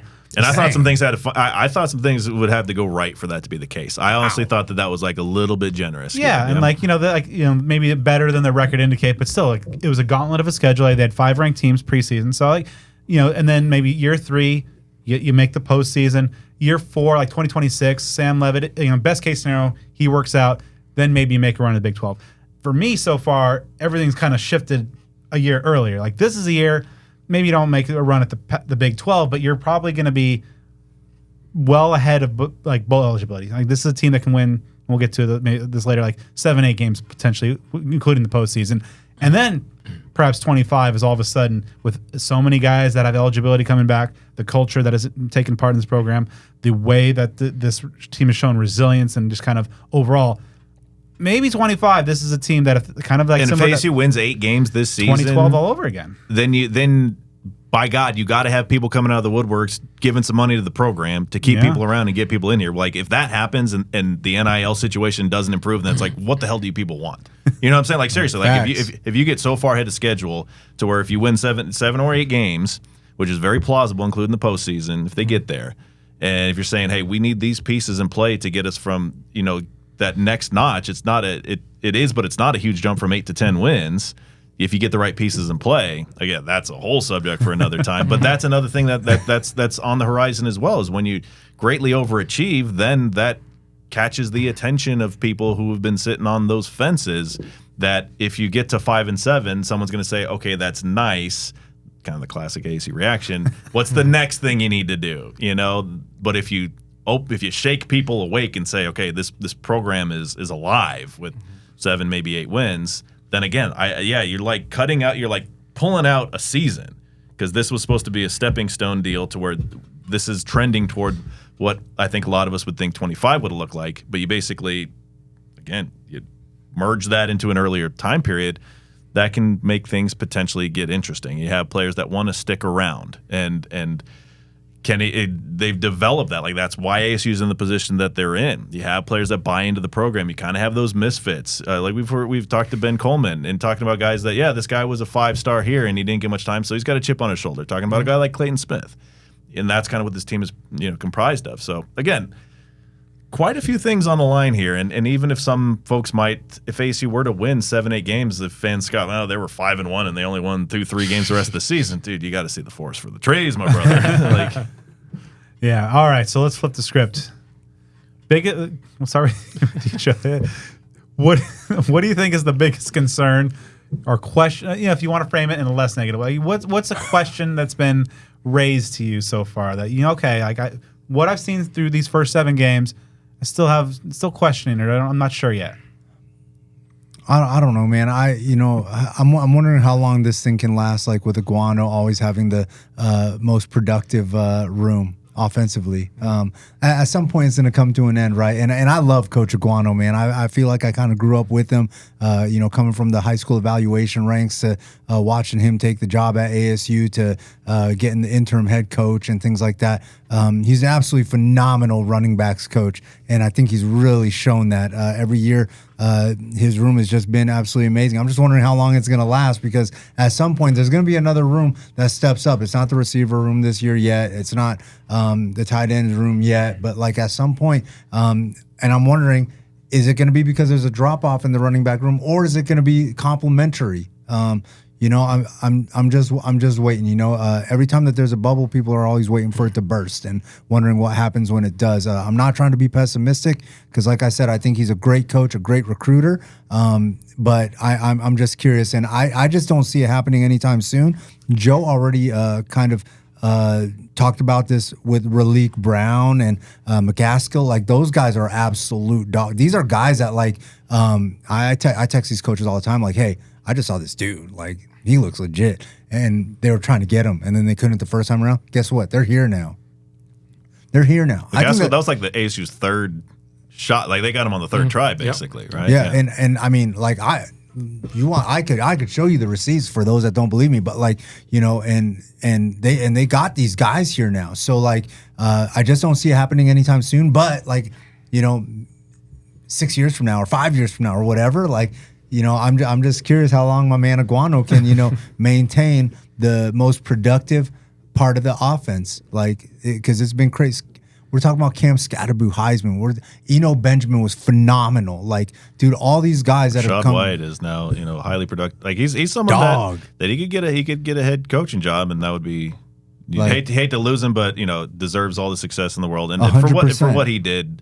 In that interim period, that alone, I mean, puts him was absolutely magical on a really high, and he's just a wonderful human being. I mean, I'm sure all of us could go on and on about for that. sure. And I mean, way to turn a concern into just like a love fest for Sean. No, this is sunshine. Look, man. I mean, you brought it up during the interim time. Like, he really carried us through with some of the most exciting football that Arizona State has seen. All those passing games. Like, I mean, think about it. And then, like I said, dude. What Aguano's been able to make for himself over here at ASU, like it's legendary in its own right. So mine is going to be less sunshine, but Chilly's man. We'll find the sunshine. There you go. For me, it's the abysmal first halves on the road. It's. I know that we could what if our way to ASU winning a national championship every single year that they've existed, but it's certainly not a far cry to say that if you don't start. This team really should, and I hate to say should because they've won games that maybe they shouldn't, but 6-1, maybe even 7-0 is not a far cry if you don't have just that ungodly start at Texas Tech. Last week a little bit different, but ASU's not getting blown out in these games to where it's like, all right, you had a crappy first half followed by a crappy second half. It's a crappy game, and so that's been frustrating because it's been very different, at home. If anything, it's kind of been some of the second halves, like Mississippi State, that have caught up with ASU a little bit. And then as you look ahead toward the remaining schedule, you have those experiences again. And it's same thing happened at Texas State, even though ASU was able to come back and win that game. And you look at some of these games like Oklahoma State is not a good team this year, but they just don't have a high level of confidence in that particular game. Arizona is not a good team this year. I know that all bets are always off in that rivalry game, but that doesn't give you a huge amount of confidence. Kansas State is a good team, and you look at that game, and to me, that's the game among the remaining five. I don't know if we'll dive into this sort of thing. That's the one, if we were to have confidence list, Kansas State is the one I'm least confident in, even though BYU is an undefeated team, but that game's here. Yeah. So that is something that I don't know if you're just at a position where there are certain things that you are what you are and you can clean up what you can clean up and not what you can't. I don't know where this falls into that sort of thing, but just coming out and it's even weird when you have what happened last week, and a similar thing happened against Texas State. Obviously did not against Texas Tech, is to where you start like the first couple of possessions, offense and defense, like you're looking great. Like you're stopping them, you're scoring with ease, you're getting turnovers, and then just something stops. And obviously, again, Texas State, ASU was able to come back last week, not the case. So those issues are concerning because if it happens, once, maybe even twice, like, okay, but then you see it happening literally in every road game they've played so far, even though they survived one. that gives you some concern that this season may not quite reach the level that it could, even if that level they do reach is something that's far beyond what you expected? That to me is the answer for, or at least my answer is just like, I think the passing game is a concern, and that's like number 2, but you're not going to take that next step. You're not going to be truly ahead of schedule or be a conference contender if you can't win conference games on the road. And ASU, until they do, they have 3 chances to kind of prove that wrong. Or maybe 2.5. I don't know, because that Territorial Cup game is always kind of. But you can't take that next step to a true contender status until you win conference games on the road and get out. ASU is, it's like they're not getting blown out, as Joe said, and so they're kind of just until they're able to get out of their own way, excise that that mid first quarter to early second quarter, just weirdness that has befallen them every single time so far, 3 out of 3. Until they get rid of that, and put together kind of complete effort and win, it could start in Stillwater, then I think that's going to be the one big concern I have for this team and its kind of near-term growth. The biggest concern for me is just I think the scouting report on ASU has become way too easy. You got only one good running back in Cam Scattaboo, one good wide receiver in Jordan Tyson. And I'm not saying that's the end-all be-all for all the issues on the road, the slow starts, what have you, but other running backs have to step up. And that's one area where the coaches just need to give them more opportunities too. Now, the other wide receivers are getting opportunities, just really not maximizing those. So you just like to see more playmakers really come to the forefront. Because, ASU's offensive numbers are great.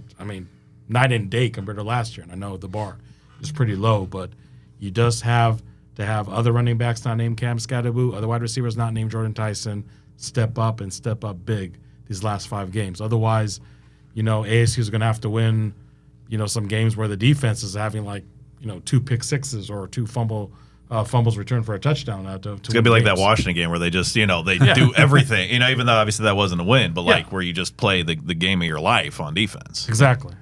So that's something that I think that I don't know if it's Kenny Dillingham's number 1 concern, but it has to be in the top 3, I think. All right, so before we kind of finish up on kind of looking ahead down the 5-game stretch, let's put a kind of a bow into what these first 7 games that we've seen so far. We've seen most fans happy, some not happy, which... So I'm furious. How happy should they be? Obviously, we've 16th pick team in the poll. I personally had them 11th. They're far exceeding that, but still, maybe it's just the nature of just Sun Devil fandom, just never being happy, or just people being not. I don't know. How happy do you think ASU fans should be just based on these first 7 games and the growth of this program? I think right now, they should be elated. They should be thrilled. I get that, in the heat of the moment, these games individually are very frustrating and, people vent their feelings and things like that. But especially on a bye week, when there's no game, you can kind of step away and evaluate the situation. I just don't see how you can't be thrilled about a 5-2 start for a team where Las Vegas said you weren't even going to get there for the whole season, and you get there halfway through. To show these qualities like this result, these things that you've been lacking, all the things that we've said, to be ahead of schedule, I just don't get it. And I don't know if that's people that are just never satisfied with anything. I don't know if these are folks that just maybe are not in tune enough to where they know what's been going on, everything in the last few years and how remarkable it is just to get to this point where ASU is right now. So right here, right now, they should be thrilled. Now, then there are a variety of outcomes over the next 5 games that can affect what the overall, retrospective look will be at it. But after 7 games to be 5-2, even with that Cincinnati game, if you can't step back and be like, damn, this is all right, then you need to remember what it was like a year ago and the year before that. This would be my advice there. They should be a little nervous. If we have to go through a stretch of games with the quarterback situation, what it is right now, and if Sims can't pick this thing up, which I hope he does, or if they don't make the switch again, then we have to hope that Scattaboo can do what he did his junior year of high school, go high volume and really carry this team, or another running back has to show up and really do their part to alleviate some of that stress on Scattaboo. Because I think based on what we're seeing right now, it's not going to be another wide receiver that's going to show out. So we're going to need Brooks or hopefully Raleek or McCaskill or one of those guys to, really step up and help take charge of this offense. I'll take a combination of what Joe and Chilly said. Happy, absolutely yes, but also nervous because they don't play well on the road, and 3 out of the last 5 are on the road. And ASU just has to figure out that kryptonite, because otherwise it's going to be a season where they just eked in a bowl game, which is an achievement. Don't get me wrong. It's definitely an achievement. I picked them 6-6. I said a lot of things have to fall their way to be 6-6. Now I feel like, okay, maybe 6 wins really should just happen, period, in the next couple of weeks after the bye. But there's definitely the nervousness because they don't play well on the road. Some of the games that they won is okay, no such thing as an ugly win, but it's like, okay, let's try to have another convincing win like Wyoming. Maybe it's like, you're doomed in the Big 12. Like, you're going to be a one-score game, whether it's a win or a loss, pretty much. But I think overall, fans, yes, they should be more happy than nervous. Again, know where you came from to appreciate where you are now. That's definitely a valid point, Joe. I agree. Yeah, I think that there is a fairly substantial difference between looking back at the first 7 games versus taking that and processing it and saying, what do we think is going to happen over the remaining 5? Mm-hmm. And because to your points, yes, correct. There are things to be nervous about. I don't know where this team, literally any possibility, even them staying at 5 through the remainder of the season, as gut-wrenching as that would be, is not off the table. So I get that nervousness, but to be where you are, given the fact that it could be a lot worse, and in a lot of seasons it would be a lot worse, and then that's when you start to really let it, steamroll out of control of like, all right, ASU is 3-4 right now, but not a lot of wins looking at the end. This is supposed to be the easy chunk in the schedule. Now it's getting hard. Like, that's where that unravels. So I think that seeing the forest for the trees, and it's not said to dispute at all with what's been said, because I certainly agree. I hope that fans can do that, can kind of compartmentalize it in the sense of like, okay, this start is way beyond what a lot of folks thought the season would bring to ASU. But yes, take that sentence, put a punctuation mark on it, look to the next one, say, but how it's going to end up. Like I said, the viewpoint that I think people should have right now, it could be a very different viewpoint at the end of the season, depending on what I think. If they don't get at least, I think 2 more wins is the level that you can be happy with. Yeah, it's like every game in the Big 12 is like a coin flip. So Yeah. I mean, is ASU going to lose 5 coin flips in a row? No, definitely not. So I mean, they kind of and every team's going to be worse and have some nervousness if your starting quarterback goes down for has to miss a game or a couple games. So I love that you said that. That is so true. You take any team in the country. Look I at don't care if Utah. it's Oregon, Look at Utah. You take the Utah starting fell off the quarterback map. off. And they had the starting quarterback back when it happened. Yeah. Or even Wilson, losing to Arizona, Yeah. whatever. Damned if you do, damned if you don't. Yeah, no, to your point, 100%. Like that's a tough deal. And like Sims didn't lose that game, he didn't win it, but he didn't lose it. So. all right, so now kind of let's look ahead before we kind of maybe go to what might be a successful season. Let's just talk specifically about one game on the schedule. ASU hasn't had the cup in their possession in a while. It's 2 years. That's not, hey, in rivalry terms, that seems like Because I don't think Arizona has had 3 straight. I was thinking about this not terribly long ago, because I don't think they've done 3 straight since 90s? that World run, and War then II? the run that ended in '96. Okay. Because they had a bunch of 2s, a few 2s that didn't get to 3. So yes, it does have that. When you get to like the 3rd season, which is where it is right now, it does feel like it's been. Yeah. They don't have 70-7 though, so like I mean, Yeah. what are Still we exists. talking about? that's still, and also technically too, because I know ASU was able to They tried last year. They did their own 77. They tried. So yeah, and especially after 5 straight years or 5 straight wins, even if ASU gets to 6 and 7, even before that, which what we talked about, undoubtedly that'd be a successful year for a team picked dead last. But overall, in the broad narrative, once we look back, how important will be or will not be getting the Territorial Cup back in Tempe in terms of writing the successfulness of this season?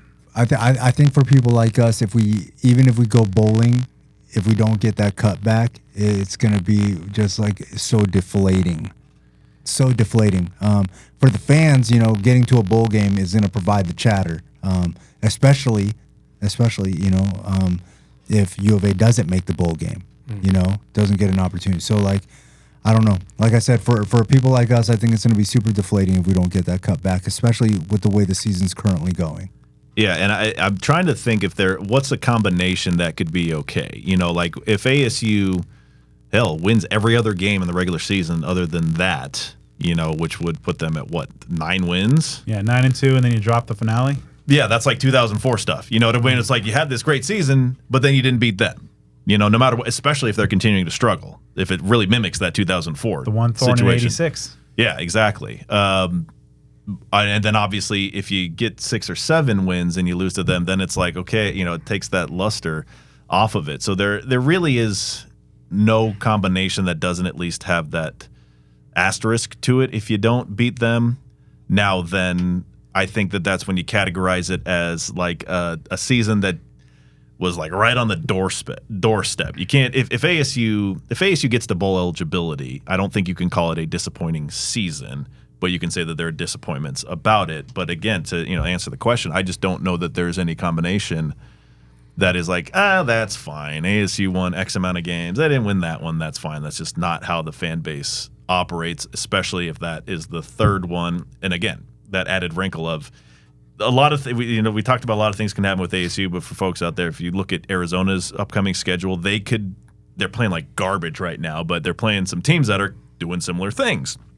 So they could win some game. There are a lot of possibilities of how that game will match up as far as the records are concerned. So. Just thinking quick, like off the top of your head, like what is the best bowl game that ASU could go to with 9 wins? Because they're still tied to the Pac-12 Legacy Bowls for this year. So I'd say Alamo, probably? Alamo, Holiday, somewhere in there. Yeah. Holiday's a cool bowl. Well, enough for ASU. Are you talking about like best in terms of stature or just like destination? San Diego's awesome. Just in terms of stature, I guess. Oh, in terms well, of stature. the Alamo would be like that's number the 2 higher in the tier. Yeah. Oh, is it? Yeah, Alamo's is like it's like Rose, Alamo, Holiday. Or did Vegas get bumped? Vegas got bumped up when they moved to the stadium and they switched. They kicked out the Mountain West. Yeah. Or something. Okay. If ASU just wins out completely, could they get to the Rose? No. Is the Rose a? I think it's part of the. Is it part of the? No, playoff? that's part of the CFP. Yeah. So I mean, now dang. granted, to your point, if they were to win out and be 10-2, then That they include 2 ranked wins. Yeah, and with the chaos of the conference, that probably, and you're beating it, you beat a BYU along the way, like that could put. I don't know the Big 12 championship game scenarios probably right now are limitless. So there's still a lot on the table, and not that any of us truly foresee it, but there are things that are still on the table. All right, so last one before we get into a little recruiting. From this point on, in each of your informed estimations, what would constitute a successful year? I think 7 wins. I think 6 would be disappointing because you already won 5 until this point. 7, I think people will be okay with. Some people argue and say 8 is really successful, but I mean, I know when you look at it this way, like, oh, you're just going to win 2 of the next 5. That's not great. But again, I mean, you're more than doubling your wins from last year if you won 7. That's damn impressive. So in my opinion, it's a 7-5 regular season record. Because bowl game, we just don't know where it's going to be and who it's going to be against. But I'd say 7-5 regular season, that should be 7. Now is that cup contingent? Wow. Does the cup need to be that? I knew you were going to ask that one. Because I mean, like if you say you take down UCF and BYU, and you hold serve at home. Yeah. You get a ranked win and UCF bad. I think 7-5 should be successful no matter what happens in Tucson. That's my opinion. So I think that there are a couple tiers to it. I mean, in reality, and I know this would be the path to get there would be agonizing, but if ASU goes 6-6 and beats U of A to go 6-6, oh, that'll be. I think that is something. Again, that's going to have a 5-game losing streak leading up to that, which would be absolutely maddening.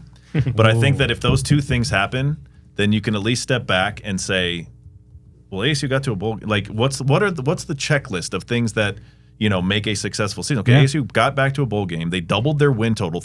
To increase your win total by 3 games year over year, I think folks need to understand how significant that is. I could only rack my brain. I believe there's only been one time for ASU this century that they've had more than a 3-win improvement year over year. They've done 3 a few times, but to get that 4, I think it was it's one of those 10-win seasons things. Actually, you know what? I think it was from 2003 to 4 when they won 9 games. So that's something, again, seeing the forest for the trees. That's the bare minimum. Okay, I mean, obviously you lose out. That's bad, even though you won 2 more games. That 7 win to me, I think, is the more comfortable one because there's a scenario that I think pretty much everybody would agree that makes a lot of sense is beating UCF and beating Arizona. And that means you're not really losing a lot of games in a row. You're alternating. It's not, again, things aren't sliding to where you're losing 3, 4, 5 games in a row. Maybe you get a pass because there's 2 ranked teams back to back. Yeah, that sort of thing. So that, again, I think anything from here on out that includes a victory over Arizona, it should at least be viewed as, hey, that was a good season, like a positive thing. But then there are tiers above that. Anything over 7, I think folks should be throwing a parade for, Kenny Dillingham and Graham Rossini. But so I'd say that 6 to 7 win as long as the win. Now, if they get to 7 and it's not Arizona, as Hod pointed out, or as he illustrated, that's one that's it's tough because you got to have people look back and remember how it was. The short-term memory or long-term memory, I guess you could say, sometimes is not really there. It's what have you done for me lately? So I'd say 6 to 7 wins as long as Arizona is one of them. I had them winning 7 games. I thought that they would win 7 games. I think I talked to Hod about it preseason and stuff. I had them winning 7 games this year. I really thought that was a thing for them. That might be the most Mr. Sunshine thing of all.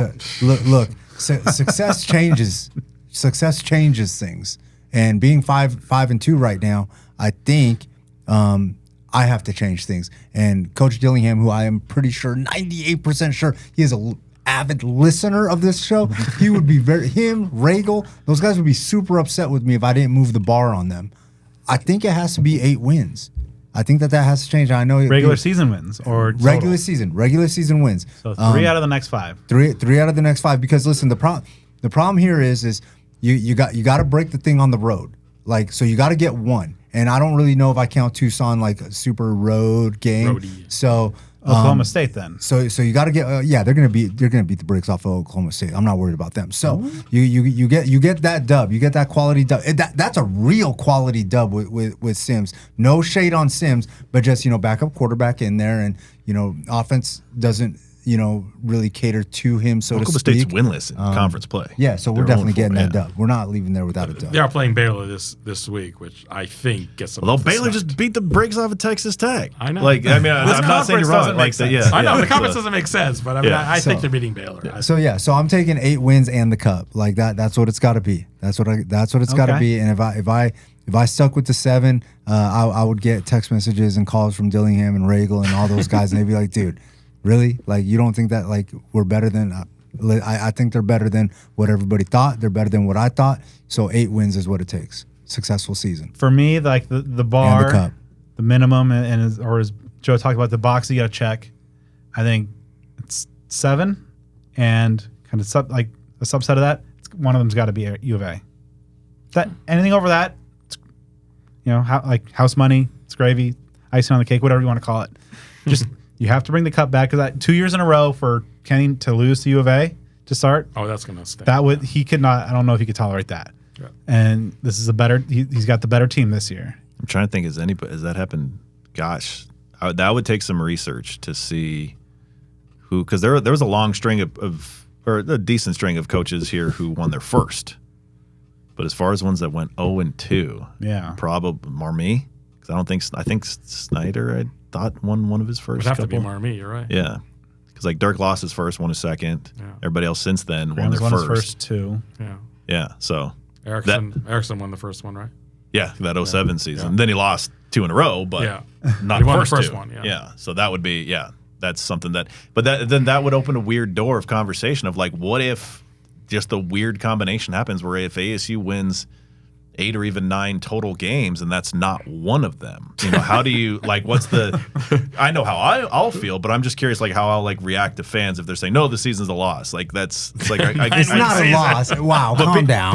Calm down. I think people would. People that, would, but people would. Some people. I'm would. not saying. I'm saying they're dead wrong for doing that, but I know that would be the case. if ASU's 8-3 going into that game on a four game winning streak going into the Territorial Cup and losing it. Again, I know there are a lot of scenarios, but it's just that's tough to swallow. But again, I think as long as you beat them, that's still a success because you check those 2 boxes. Having 5 wins, if ASU would have been at 4 right now, and it's okay, you get that in your 5 and 7, does that really do too much? But if you slide through, it'll be agonizing because everybody will be having a real tough time getting to that game if it's on a 5-game losing streak. And then Chase Lucas will come on Twitter. I never lost to those chumps. He will, because that's who Chase is. I love Chase. Oh yeah. All right, so let's wrap things up with. If we got Chilly in studio, we cannot, in good conscience, not get a local recruiting update. What are you hearing out there? Man, hey, listen. First thing I want to say is, and I've said this on the app before, on the Bird app before. Coach Mons might be the best recruiter at his position in the country. Every tight end that I talk to around the country, from coast to coast, from Florida to California, they all know who Coach Mons is. They absolutely love him, and they bring up the most random things, off of his Twitter page, the whole Donuts for Dubs thing. So that's how I know that they're really in tune with Coach Mons. And it's every high level tight end or every projectable tight end that is a 27 or a 28. They all know him, everybody. And I find that absolutely fascinating because the way I move around the country, a lot of these kids will ask me hey, by the way, who's the position coach at such and such school? And I'll be like, dang, dude, how do you not know? But I never have that problem with any of the tight ends in the country. They all know Coach Mons, whether it's the Vander Plugs over there, probably gonna move from Washington to Oregon. You never know. I just saw him up at Oregon, so and it's something that just comes up in conversation, or the Zane Rowe over in Texas, everywhere. And I find that absolutely amazing because I cannot remember the last time ASU had a coach that was that successfully active around the country. Meyer Swinney in Minnesota, the Cal commit, they all know Coach Mons. They all respect him. They all love him. What's the key? What makes him so effective? Relatability, personality. He keeps it a buck. And at the end of the day, that's what these kids want, is they want the genuine. Listen, Coach Dillingham, he'll play the video games with you. Mons might not be much of a video game guy, but he'll always keep it real and he'll always have conversation. And he's always fun to talk to. He loves the game. He knows the game. Was a student of the game, not unlike any of these other coaches, but he is absolutely 100% just different.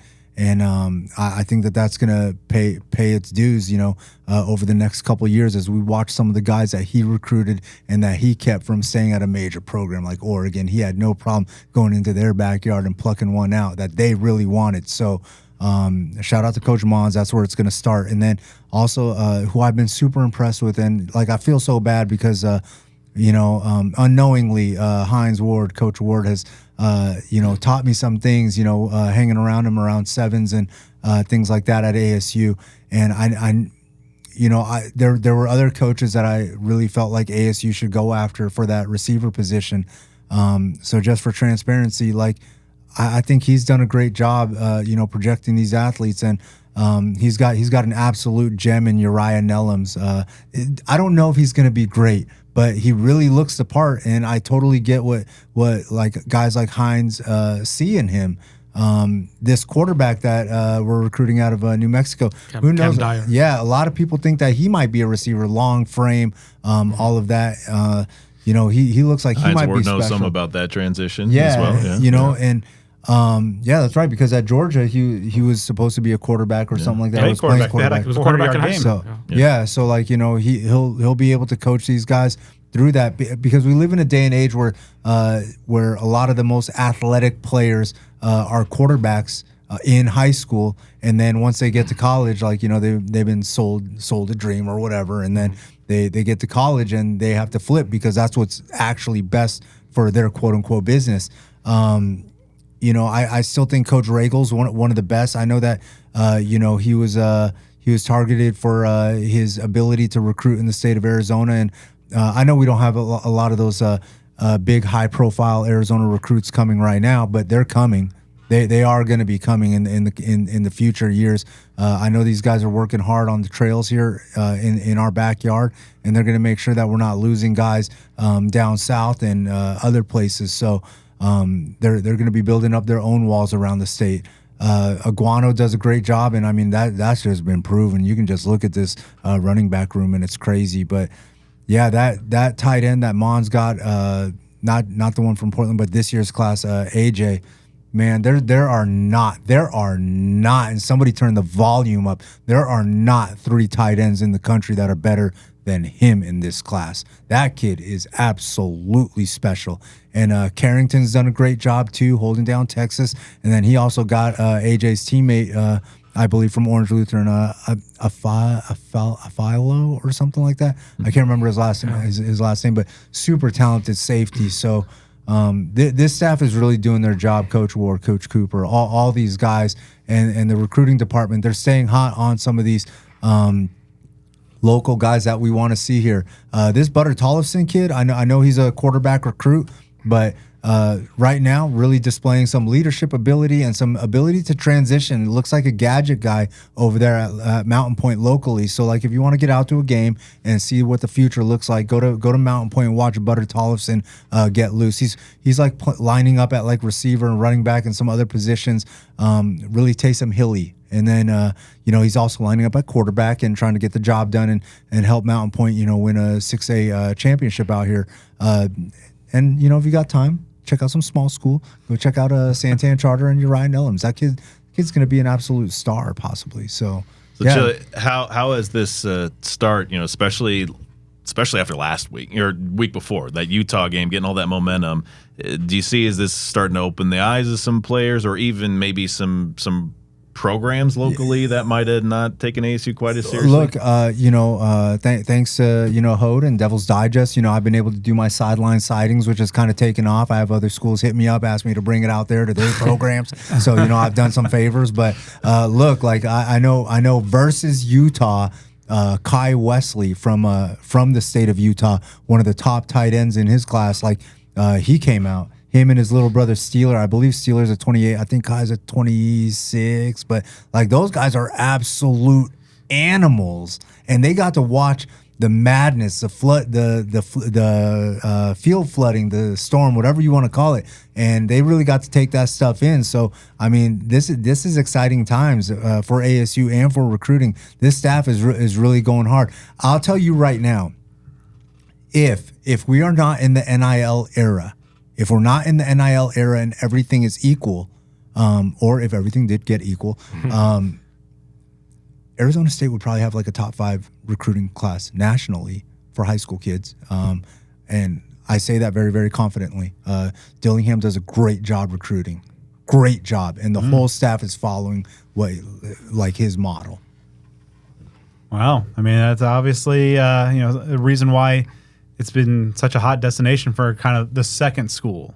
Yeah. The bounce back is those relationships that they've been forming for sure. Really kind of laid the foundation for if it doesn't work out at your Oregons or at Texas, bounce on back to Cole Tempe. Martin, Zach Swanson. Listen, I know that these guys haven't done a lot right now, but it's going to take time. Those guys still have to acclimate, get through a season, really get a season under their belt so that they can figure out, what the real process is. Nobody figures out the process in a day. It doesn't really work like that 99% of the time. So these guys just have to figure it out, and they'll be okay. But Cole Martin, Zach Swanson, Tristan Monday, those guys were all highly recruited around the country, and you can just. I mean, Swanson was a beast against Utah. He showed what he could do. He was killing in that game. Yeah. Was it Caleb McCullough? We'd be talking about Zach Swanson. Yeah. So, right. Yeah. But I mean, a lot of people are like, oh my God, he doesn't have 10 sacks. He's terrible. No, listen, these guys are going to come around. And look, Cole got injured, but these guys are all going to be big faces in the community. These guys all have Arizona State driver's licenses, and these guys really wear it proudly. So, I think that these guys are all going to make sure that the home state's taken care of. The Bourget brothers have done a great job trying to do their part to make sure some kids will stick around and keep some interest in the program. So, I think that Arizona State's in a safe space, and if, like I said, contribute that NIL money, buy season tickets, whatever you got to do to, help the program. Everybody wants to be a part of the team, right? But then nobody wants to buy the tickets to go to the game. I never understand how that works. So support and watch this thing flourish. Activate the Valley. All right, lots of good stuff. So I think that'll do it for this episode of Speak of the Devils. I'd like to thank offensive lineman Brandon Lloyd, quarterback Navi Bruzon, and our illustrious guests, Chilly. All that great info. How can folks keep up with all the things that you're doing? And you're doing Chilly. a lot. I try to do a little bit. At Chilly, Instagram, Twitter, Snapchat, unless you're calling it X right now. So holler at your guy. Whatever questions you got, I'm trying to answer them all. And, on game days, most game days, sideline sightings for Arizona State. All right, Hod, for the 7 people in the world that are not aware of what you do, how can they keep up with Devil's Digest? DevilsDigest.com, on the Bird app at Devil's Digest. And just to inject a little basketball note, I'm going to have not 1 but 2 staff members Sunday at Cameron Indoor Arena to watch the charity game against Duke. Charity game or not, I think that's a game that going to be a lot of eyeballs on. So basketball starting here pretty soon. We're going to have a lot of basketball coverage along with football coverage, obviously too. Doing some hockey, baseball, fall ball, all at devilsdigest.com. All right, so as we close things up, make sure you stay with us on the social media side. You can follow the show on Twitter at SOTD Podcast, Instagram, Speak of the Devils, right? Sounds about right to me. Yeah. You'll know it's us. You just search, Look for this thing. So and then subscribe on YouTube. We're rapidly gaining subscribers there, Joe. A lot of good stuff going on. Like us on Facebook. Follow me on social media at bdenny29. And you can follow me, Joe Healy42. Once again, before we close out, huge thank you to our awesome sponsors, including Jones Auto Group, Cactus Sports, Burrito Express. Heard a shout out for them. Burrito. Buy them. Buy them by the dozen. Do it. Spaghetti Shack, Sun Devil Family Charities, of course, devilsdigest.com, and as mentioned earlier, Home Field Apparel. And also, make sure to drop us a 5-star review on the podcast platform of your choice. And we'll be back next week as we look ahead to a very important road trip to Stillwater.